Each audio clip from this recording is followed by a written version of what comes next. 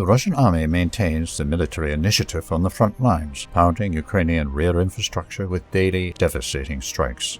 Pressure on Ukrainian military positions all around Sudzha in the Kursk region is growing. Russian fire control of the roads to Sudzha disrupted Ukrainian military supplies and increased Ukrainian losses on the bridgehead on the Russian territory.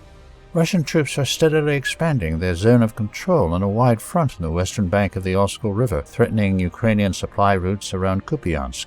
A rapid Russian offensive is developing on the southern Donbass front lines. After Russian victory in Andriivka, the Ukrainians are forced to resist semi-encirclement in Constantinople. The only road to the town is under Russian fire control. The Ukrainian soldiers are not allowed to retreat from the war-torn town despite their heavy losses. The Russian army is also advancing in different directions around Velikaya Novoselka. On March 5th, full control of Privolnoye was officially confirmed. In their turn, the armed forces of Ukraine are looking for weak spots in Russian defense, trying to counterattack.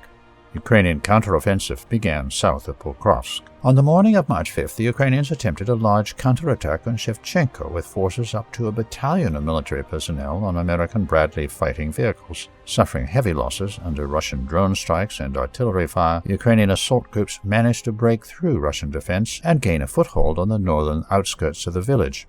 During the day, the Ukrainians were accumulating forces of up to 2 companies for a major attack on the settlement. They also managed to expand their zone of control along the front, repelling Russians from some of the recently captured positions. At the same time, preventing Russian forces from expanding their zone of control around Kotlino, the Ukrainians counterattacked near Uspinovka. In the case of a breakthrough, they threatened to cut off the Russian ledge southwest of Pokrovsk.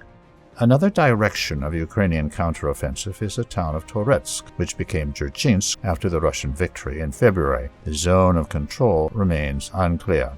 As a result of a series of counterattacks, Ukrainian forces reportedly managed to again break into the town, where battles are ongoing on the western streets. Strongholds in the town are falling under control of one side after another.